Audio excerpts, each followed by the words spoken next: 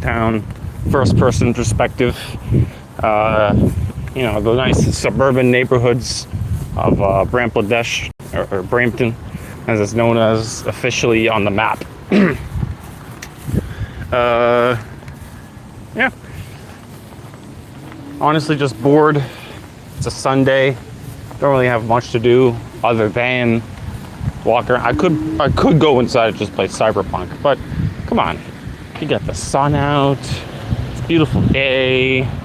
What's the point of just hanging around in Night City when you could just be walking around in a slightly less dystopian and slightly less cyberpunk world? Because, I mean, let's be honest with ourselves. We are living in a type of cyberpunk, right? High tech, low life. Well, I mean, it's getting to that point, right? We're not awful yet. We aren't at the point where we have complete poverty and homelessness, where the divide isn't the super ultra wealthy and the super mega fucking poor. We aren't there yet. But there are plenty of third world countries that subscribe to that squalor. I forgot what the term is, but there is a they always have a phobia for something, but I think there's phobia or something like that. Something like, whatever. The point is that it's like the fear, or I guess the irrational fear of the third world, where essentially, like, you know, those slums and just the absolute inhumanity of a lot of these areas, where it's just like fucking garbage, squalor, violence, crime. Like, people are just packed together like sardines, and just swarms and hordes of people, and the value of human life is pretty much just a metric instead of an actual human being, right?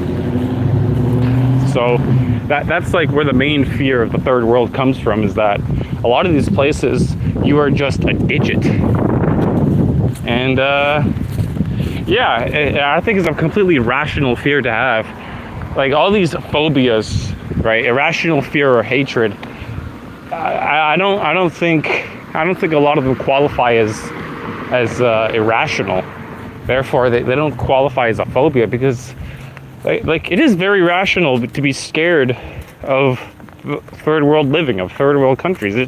There's an inhumanity to it, right? Civilization is here for a reason, and the more and more we stray from, I guess, high society, and we head more and more towards, I guess, that lower subsistence living, that's the true problem that arises.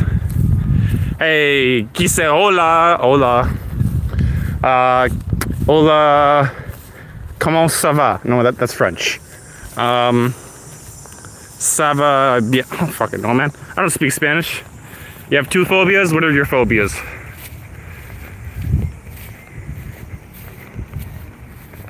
Okay, assess. Ça va comme ci, comme ça. Ça va bien. Je m'appelle Maximilien.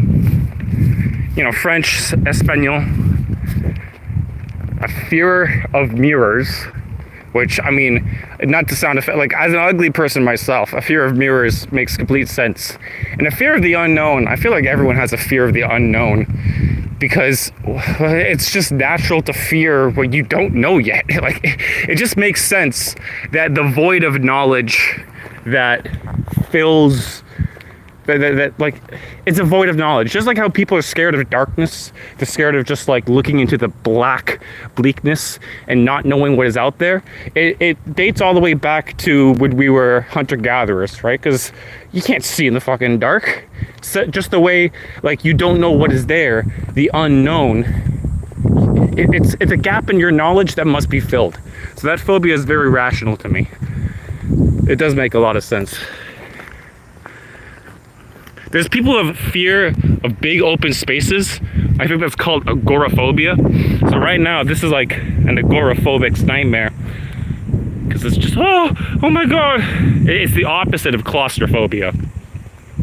And honestly, claustrophobia's gotta be a hard one to deal with. It's gotta be probably the most tragic, because I'm a pretty skinny person, right? I'm 6 foot, but I'm fairly skinny. I can fit into many tight spaces. But claustrophobia, it makes sense. Like, I've worked in factories before, and they have these like breweries, right? And they have these big vats that say, warning, confined space. And I'm just thinking, if you're trapped in there, it's got to be among the scariest fucking things, because there's really only one way out, and there's not a lot of room for movement. Oxygen is constantly running out. It's scary, man. It is indeed scary. I don't know. There's a lot of things out there where I think mankind really, like you know how they say your brain is your greatest friend and your greatest enemy? How your brain can trick yourself into being scared a lot of times. Like, for example, right? Say it's late at night, you're coming downstairs, and you just hear like a random creak, a random sound, right? And your brain creates a million different scenarios as to what this thing could be, and it just starts firing all these synapses. It's like, holy shit. Even though it probably was like a mouse or a cat just walking by, your brain just creates a million different scenarios of what it possibly could be.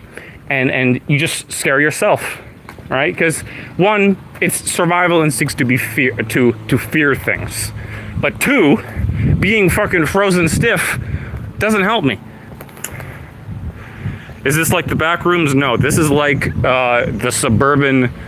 I guess, you know what, suburbia could be a type of back rooms, right? People, yeah, that's another thing. People have a fear of suburbia because there's like an endless sprawl of houses, but my brain starts imagining my funeral. Actually, I remember I was at work and I just started crying because I started imagining my dad's funeral, my sister's funeral, like how sad it would be to be at any one of these people's funerals. Like, they're not dead yet, but they are going to die eventually. So I guess I'm just pre-gaming my tears.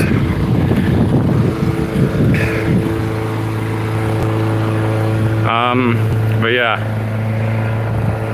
another fear. So on the topic of fear, mankind, like, we are such apex predators that we create movies and video games, even books, to scare ourselves. Because like, you get a type of sensational high from scaring yourself. That's great. I mean, am I really that big into horror films? I don't know. I find as I get older, and the same thing with sports too, as I get older, I don't want to watch people do things. I don't want to watch other movies or even play other games. I want to make my own stuff. But I'm just so, like, I'm a mixture of ADHD, lazy, incompetent, and just like, I don't know, I feel like I need a bigger support network in order to make something like that. Like, I'm a great writer. That's what I like to do.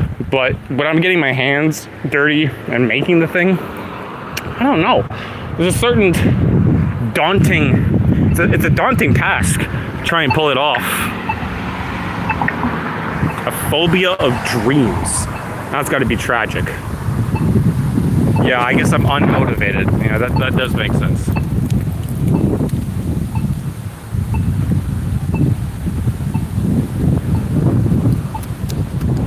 But, where was I?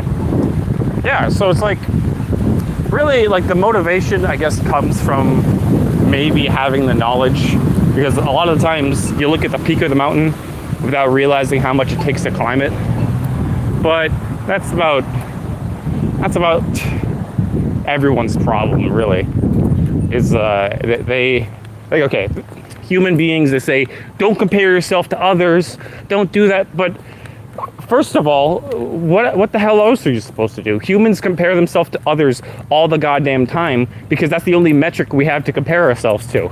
And that's another thing. Don't judge a book by its cover. Like, we have that saying for a reason, but not because it's right, but because we do judge things by their cover, because that's why the cover exists in the first goddamn place, right? Like, you look at a person and how successful they are, right? It's like, oh, but look at all the stuff underneath that it took for them to get there. And that might be very well true. But some people just have a support base from the get-go. Other people have to literally crawl from the grave of poverty that they find themselves in. And a lot of the times it just takes overwhelming will and force. And I don't know, if you're too comfortable, you might not. Hey, Milwaukee. Hello, Jack and Tanner. Yeah, depression is a son of a bitch. What's worse about it is that even still, like depression attacks you from so many angles, and sometimes you won't even realize you're depressed. Like when I was unemployed, I was depressed. Like I was a NEET, right? Like you know what a NEET is, you know, non-training education, living at home, that shit. And when you're at home doing basically nothing, of course you're gonna be depressed because all you're doing is sitting around, eating like garbage, waking up at 2 p.m., playing video games all day, and jacking off. Like it just doesn't help you. It doesn't help you. It sinks you into a further depression. It's the depression cycle. It's a loop. It never ends. This is my old school, my elementary school. A lot of good memories here. It's has not changed a bit from the front, but they took out a bunch of portables. They took out like trees and all this fun shit. I don't know what it is. Like there's a meme where you leave your school and it gets upgraded. That happened to my high school, but when I left my school, my elementary school, shit looked like it got worse, actually. I don't even think people go here anymore. I think it's abandoned. Absolute abandoned shithole. It's not a W school. This is L school. This is, actually, it was a pretty W school, let's be fair. Father C.W. Sullivan, that's a dub. It was nice walking home. Honestly, like I look back on it, I'm listening to a lot of videos. People just have the absolute shittiest hands dealt to them. But honestly, I have really, really good cards. It's just I'm an idiot. When it comes to playing the game, sometimes I just fumble. Sometimes I fucking drop my cards, right? But yeah, this is the yard. There used to be like big trees there. And like there's like 3 trees over there. I guess it was dangerous because kids would start, you know. I remember I tomahawked through a stick at a friend. I'm surprised at how good it hit him. But you know, kids are invincible. So shut up. You can do anything. I'm gonna sub. Thank you for the sub. Thank you very much.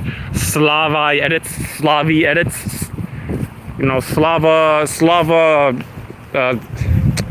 Well, I don't want to make any interpretations on what type of Slav you are, or even if you are Slavic, but W. Thanks a lot. Yeah, this is what I want to do more often is walk streams, like maybe every Sunday or something. Just walk around my town, talk, say what's ever on my mind, live stream it. And yeah. But I don't know, there's a certain boredom that comes with just sitting around. So you gotta get out there and just walk. And even if, okay, so this is me. I'm a talker. I love talking people's heads off. I have the ability just to run my fucking mouth like there's no tomorrow. But some people, they need an outlet. They need physical people to talk to. And especially in today's world where the emergence of technology has created a world that's so connected, yet at the same time paradoxically isolated. Yeah, exactly. Especially, like, I'm not going to express my feelings and start crying on camera because my life is not that bad. Not yet. But I can totally understand that there's some people out there that just have an existence that is just miserable, and they have no outlet. They have no one to talk to. Their parents probably don't even like them, right? Like I have great parents, but some people are just network, and you wonder why there's so much neurosis and psychosis in society. For those who don't know, neurosis, or people who are neurotic, it's a mental illness that's developed anxiety, depression, or literally especially living in modern society. A lot of facets of modern society are made to get you somewhat depressed. And it's no surprise that every day I live, Ted Kaczynski, you know, the Unabomber, becomes proven more and more correct. Like I'm actually reading his manifesto, Industrial Society and Its Future, and he makes some great points. Like he makes a lot of... There's fucking wood on the floor. He makes a lot of points on how the more encroaching development of technology has led to a greater loss of free will, freedom in general, and a greater loss of just humanity. Like we strip away a lot of parts of us and we impose these rules and restrictions on us for the sake of technology and the system, not for the sake of any human decency. But that being said, the solution, I don't think, is to build a shack in the middle of the woods and just abandon civilization. I think the solution would be to build your own civilization, preferably in the middle of Montana. Has a nice lake running through it, and it's a country with my flag on it. You know, the Weberian. Hold on, real quick. Let's name the provinces. We got British Columbia. We got Alberta, Manitoba, Saskatchewan. I'm pretty sure that was in the correct order. Ontario, Quebec, Newfoundland, Labrador, PEI, New Brunswick, Nova Scotia, Yukon, Northwest Territories, and none of it. There we go.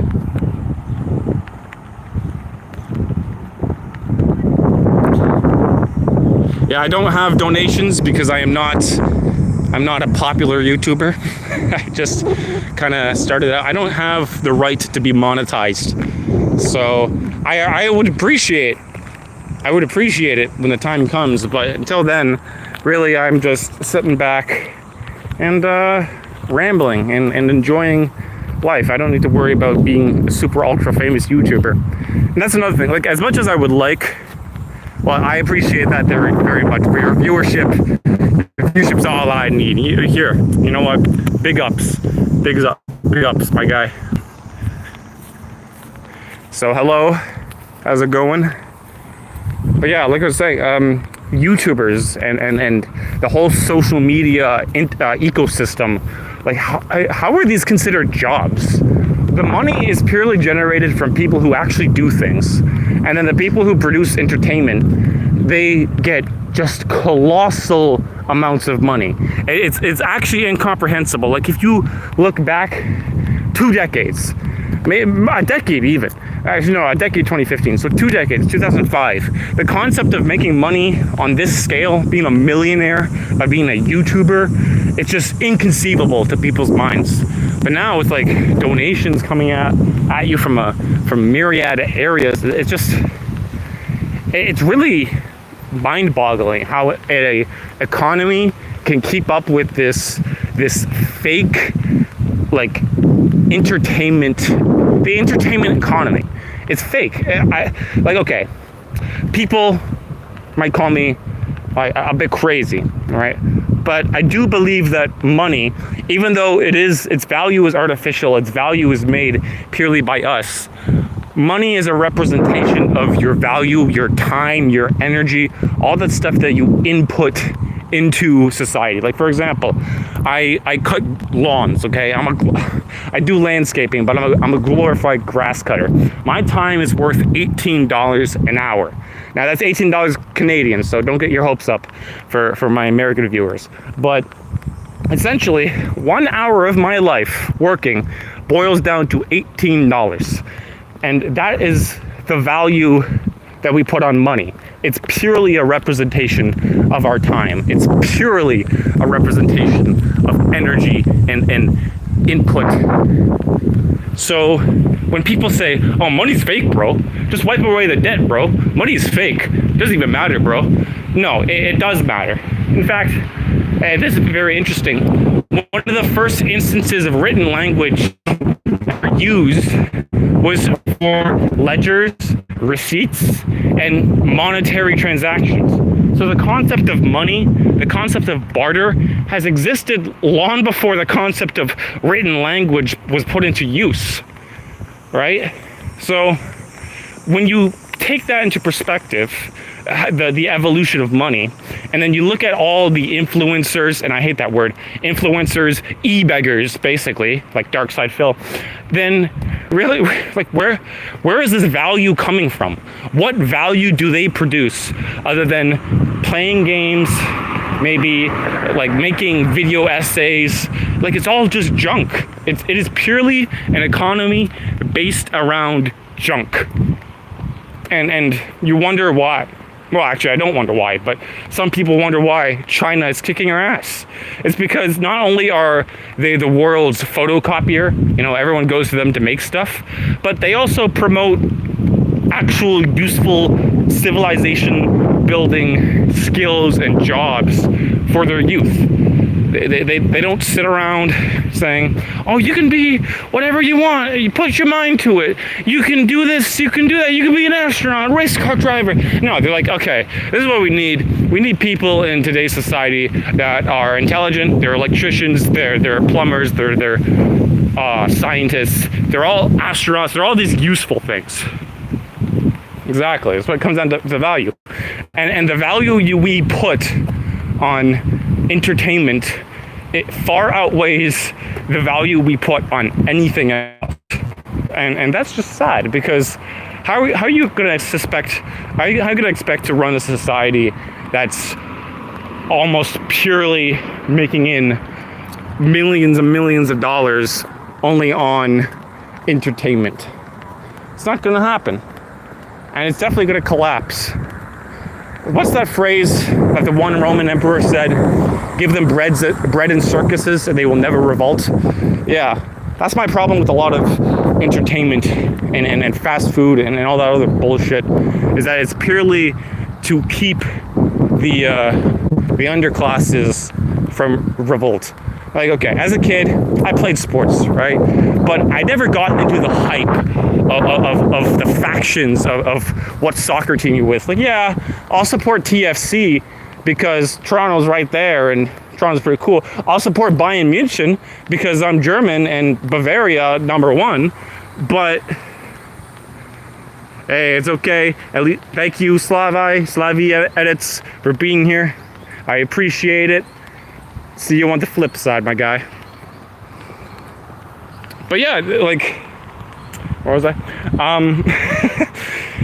Sports and sports teams and factionalism, it just never really occurred to me how some people just devote their entire life to it. It's like, oh, you watch hockey, you watch the big game. It's like no, it's not really interesting to me. I don't want to watch young buff guys just kicking a ball around or shooting a puck, or like, I'd rather go out and play the game. So why should I have to be involved in all these other people's, like, I don't know, man. It's just fucking ridiculous. It is purely just bread and circus. It is just distraction. And I say that as I am making bread and circus right now. I am making distraction content for people who don't want to touch grass, who, okay, that's a bit offensive. And I plan to be even more offensive, but all I'm saying is you guys can do that too. You guys can go out, you guys can watch and talk and play with each other, and you guys can make a life that's worth living instead of having to watch it on the internet. Watch it through the bionic 1080p screen. Like I said, we're living in tech cyberpunk. It's not anything to be proud of.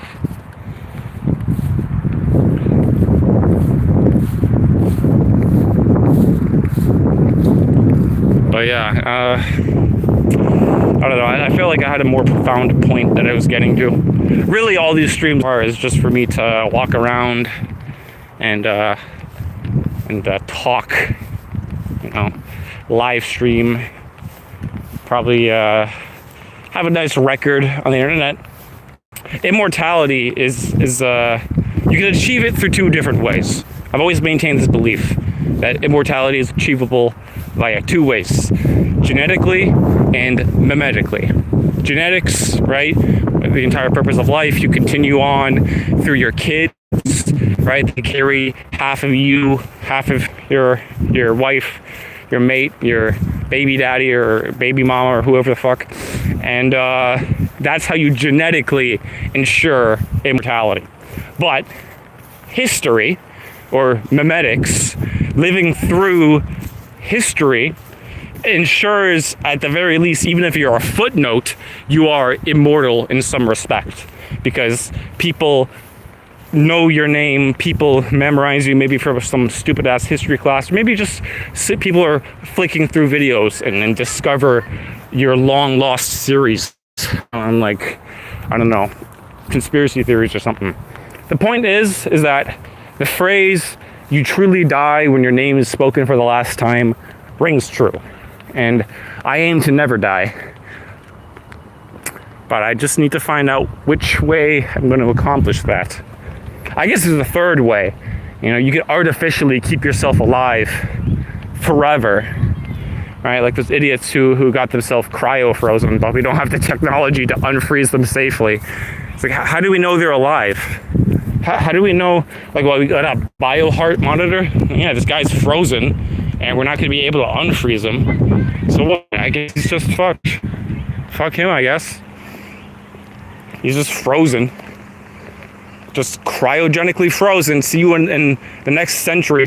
Oh wait, we forgot about you this entire time. Oh wait, we had a blackout, and now we can't unfreeze you because you're thawed like meat, and you're just dead. Like obviously, cryogenic freezing is it's going to be a benefit. It's going to be a boon for mankind once we figure that out, because the best way to colonize space would be via cryo ships. Right? Everyone on board is frozen. And by the time you reach like Alpha Centauri, which is quite the distance away, it's actually a monstrous distance. It was like 100 years travel, right? Maybe a decade. I don't know. I'm not a scientist, an astrophysicist.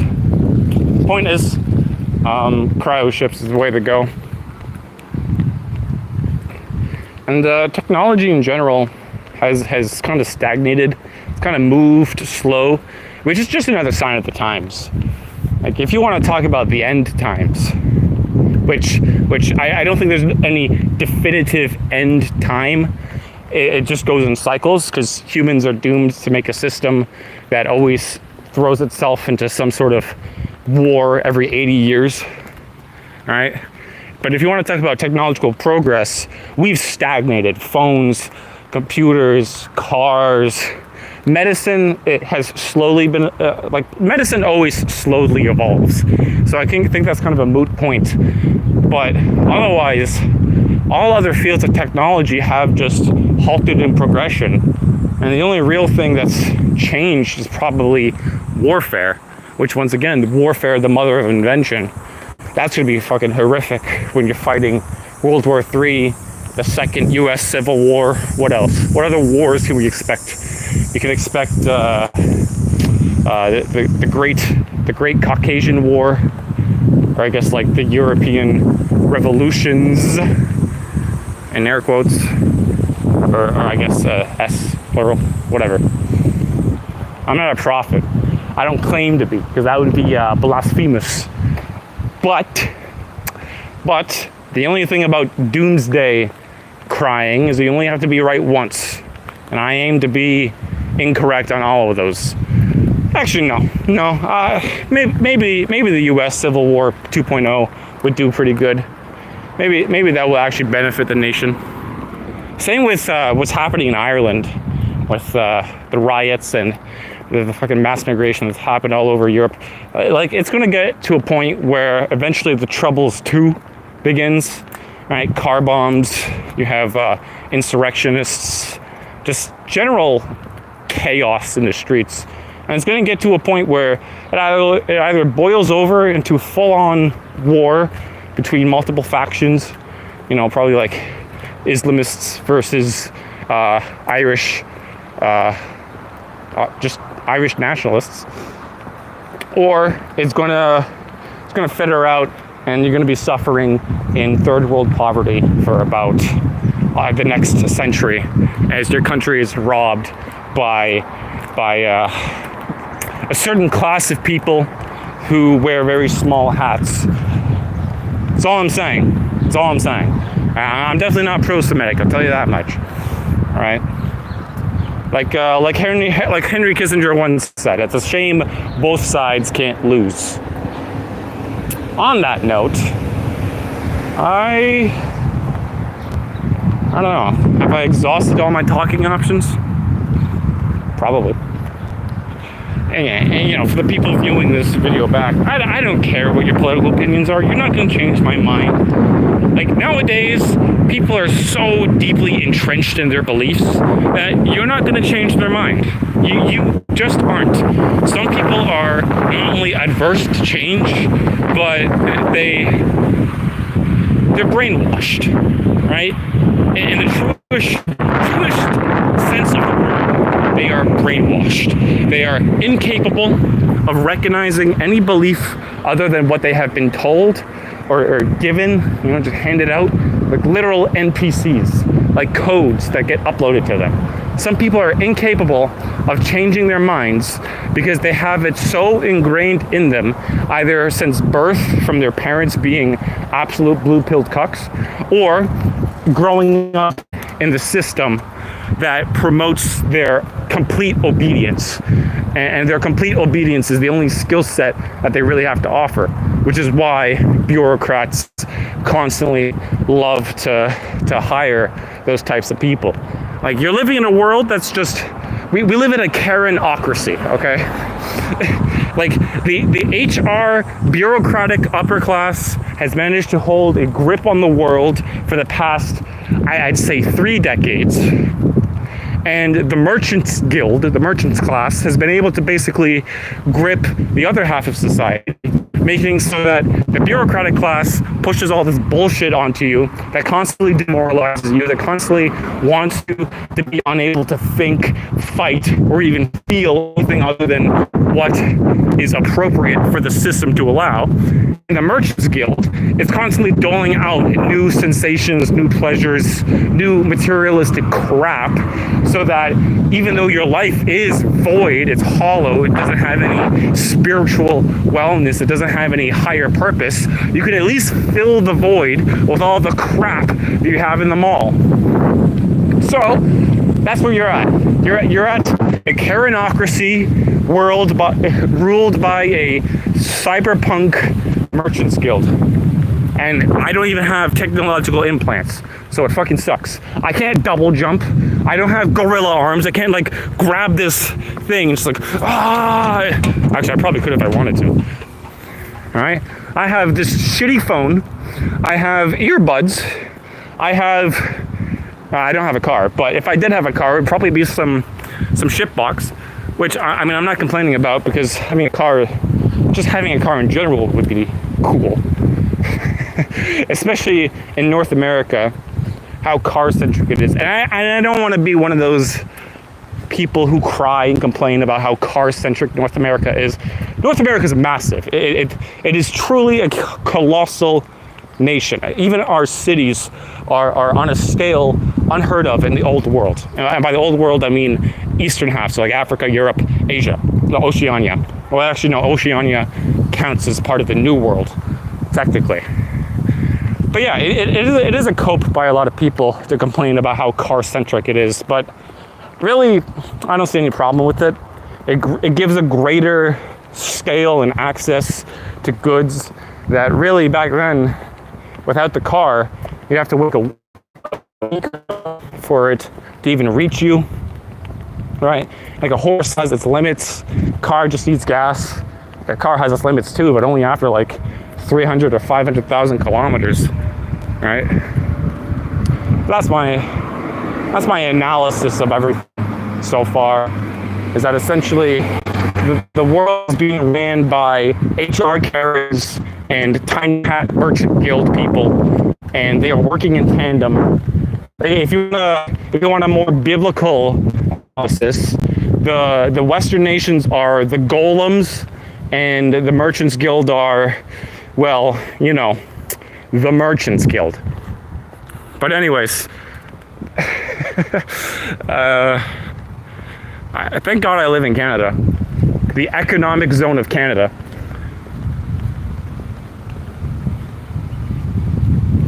Stop it! You're being anti-Semitic. Stop! Oh my God! Stop!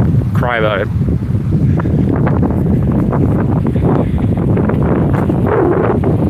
Man, I don't want to talk about this shit.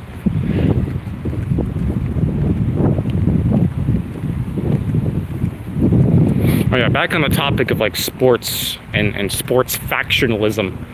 It's like, same thing with politics, same thing with anything that has a team, really. Is that I'm just so fucking over it. I don't care anymore. Conservative, liberal, Republican, Democrat, fucking like Nazi, communist, it doesn't matter. Actually, no, it does matter. You know, I'd actually rather you be National Socialist or Communist, because bad taste in the mouth. But the two sides that you're prevented from actually toppling are there for a reason. Is that water? Nice. It's like water for cats. I just need some for my head. Anyways, yeah, like they controlled opposition is the term, and I don't really like. I mean, it's very black-pilling to say controlled opposition as if you have absolutely no power in your democracy. But one, democracies can be bought and sold. Democracy as a system, like all systems, are inevitably going to have civilizational rot, and civilizational rot occurs everywhere. All right. Eventually, a system becomes either too big for its own management, or it becomes corrupt just because people have become too comfortable and lazy, and it allows parasites and sneakier people to sneak their way in and really suck the lifeblood out of the system for their own good. Same with democracy. It's just that it would seem that democracy. All right, kind of blacked out. Where was I? Yeah, so like nations have a cohesive peoples, they have a cohesive cultures, and without that, you're unable to really have a nation, right? Like how many people come to Canada and then fully assimilate to what it is to be a Canadian, which doesn't exist anymore. The idea of a cohesive Canadian identity has been long obliterated for the past like 3 decades. Ever since we were like America Light, our culture has become consumption, and there's nothing that can truly define what a Canadian is anymore. So you come here, and instead of forsaking your roots and assimilating, you just hold on to it, because there's really nothing worth holding on to here. So it does make sense why people would hold on to their beliefs for back home, because what are you going to assimilate into?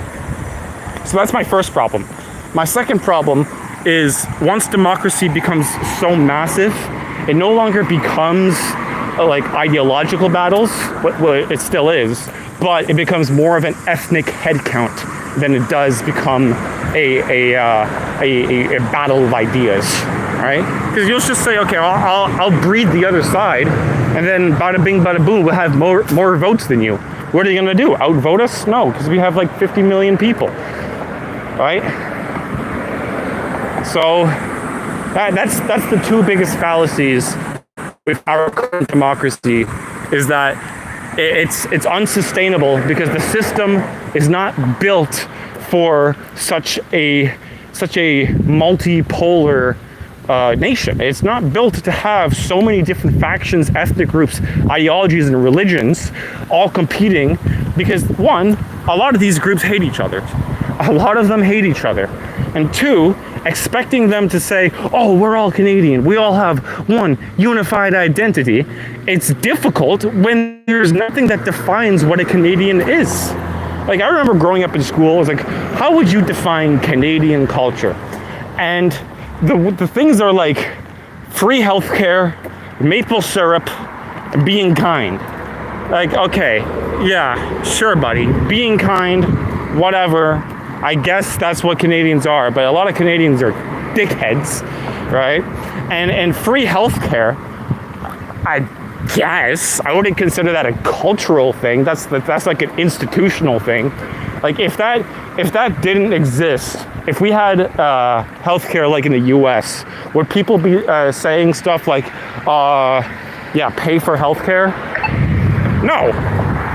Like, free healthcare is just an institutionalized asset, and it's really only Ontario, and I think BC has it.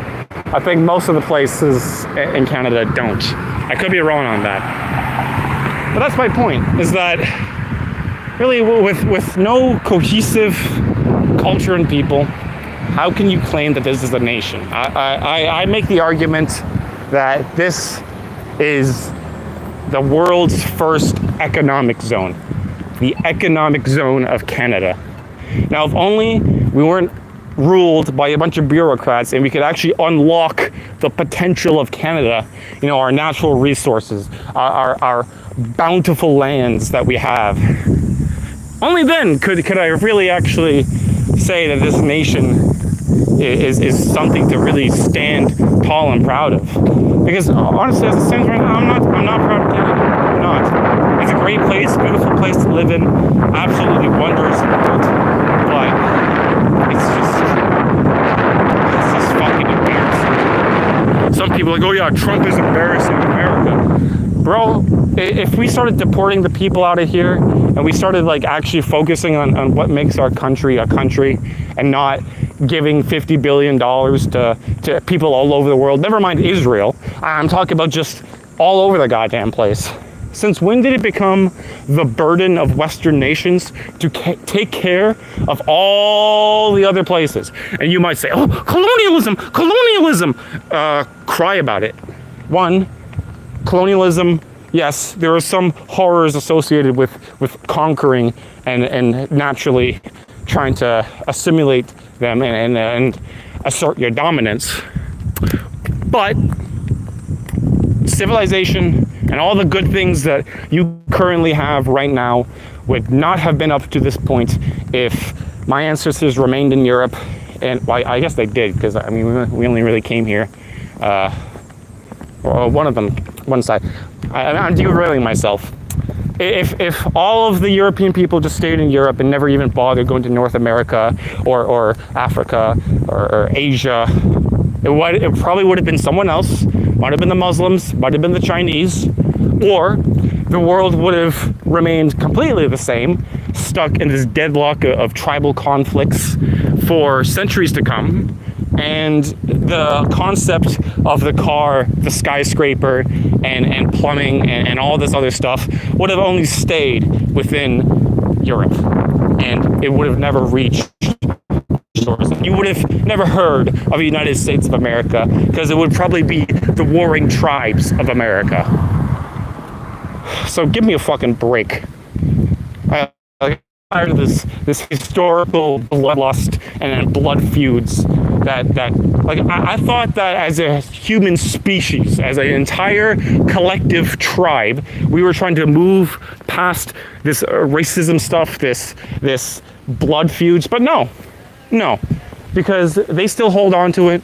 They come to these countries and they still hold on to these blood feuds, and they don't even bother forgetting about it. And in fact, it probably drives their entire ideology and their entire life, and their vote counts as much as you or I. And that's not right. And a system that is only made to create diversion like that does not deserve to exist. In short, democracy fucking sucks, and Canada is on a drastic downhill, and we are only rich because our brother down south is rich. And our brother down south is going through the exact same issue with him and his 50 disobedient, retarded children. That's just America, baby. But yeah, I don't know. I felt like this was a lot more ranty than last time. Because last time we had a bunch of shit to look at. I had architecture. I'm just in the suburban neighborhood getting angry. I'm angry. Oh, those nice flowers. People have beautiful gardens here. Oh, the defense works drift. That's actually really cool.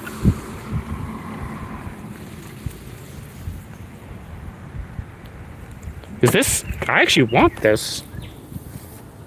I don't know if you guys can see because it's wrapped up, but I actually wonder if they're giving this away or not. Because these are really cool paintings. If you don't know what the Defense of Rorke's Drift was, it was the Zulu conflict during the Boer War, or I guess after that, I forget. It was some point during colonial period. Oh, I can't really see it that well. It was like, what, 1,500 men against 100,000 Zulu warriors, brave British soldiers, 1879. And got a map of England in the back before it becomes Englandistan. It's pretty cool. You should watch Zulu if you want a movie version of the Battle of Rorke's Drift. Or if you just want a badass song, listen to Rorke's Drift by Sabaton. One of my favorite bands out there, Sabaton. They're like a rock metal band, and they do all these songs based on battles throughout history. You know, back how our ancestors did back in the day. They would make songs based on great conquests and battles and warriors. So they did in their own respect. Battles throughout the ages, not just World War II, but 1800 or like all the way back in 300 BC, etc. So definitely give them a listen and watch the movie Zulu. And yeah, now if only they would do a movie on what's it called? What's the conflict I'm thinking of? The Emu War. Yeah, where the Australians lost against like emus, just packs of them. But anyways, that's about it, really. I just wanted to go out for a walk for a little bit and do a small little live stream. Get some thoughts out that I had brewing. Probably not the most collected or organized, but that's the point. That's the point of an organized, or I guess of a rant, is that it's not supposed to be organized. It's supposed to be just the chaos of the heart and the speed of the mind. All right, all packed into one. That's all I wanted to say. I probably have more interesting things to say next week, but as it stands, my ideas don't really fluctuate that much. I don't really do much outside of my job, so this is like a little exercise slash word release function. I'm just running out of words to say. You hear those goddamn cicadas in the back? Like, goddamn, bro. Stop humming. No one's ever going to sleep with you. You're not going to reproduce. Cicadas suck. Just shut up. My cat's probably going insane, actually. You know, wants to hunt down the cicadas.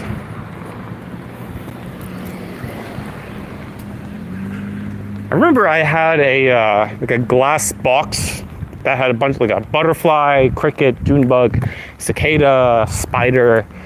I don't know where it went. A bunch of insect corpses and stuff, and it pinned beautiful butterflies. Where did they go? Where did they run off to? Where did they disappear? Maybe I gotta start collecting bugs again. Just a little thing to do. But I'm not like 12, so it kind of looked weird. I look like Tingle from Legend of Zelda. You know, that weird like weird obese 30-year-old man who dresses up in like an elf costume and like hunts fairies down. Yeah, that guy from Majora's Mask. That absolutely no one likes because he's weird.